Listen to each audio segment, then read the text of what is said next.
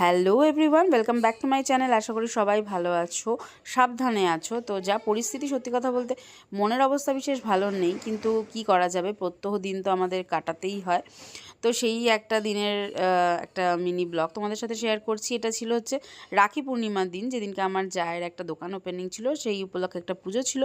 তো এই পুজো টুজো কমপ্লিট করে বাড়িতে এসে গনুদাদাকে একটা রাখি পরিয়ে পুজো টুজো কমপ্লিট করে এক কাপ চা নিয়ে নিজের জন্য বসে গেছিলাম, যেমন এখানে দেখতে পাচ্ছ। তো জামা কাপড় চেঞ্জ করে ফ্রেশ হয়ে এখানে একটু নিজের জন্য একান্তে এখন সময় কাটাচ্ছিলাম।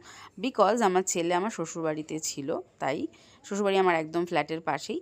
তো ও ফিরে আসার পরে তো যথারীতি এত দুষ্টু যে আমি আর ভিডিও সেভাবে করতে পারিনি। তো তারপরে ডাইরেক্ট একদম বিকেলবেলা আমি আমার জায়ের দোকানের উদ্দেশ্যে যাওয়ার জন্য এরমভাবে রেডি হয়েছিলাম। ওখানে এত ভিড় ছিল যে ওখানে গিয়ে তো আর ভিডিও করা হয়নি। তো এইভাবেই দিনটা কেটেছিল, এখানে মায়ের সাথে গল্প করতে করতে ভিডিওটাকে এন্ড করলাম।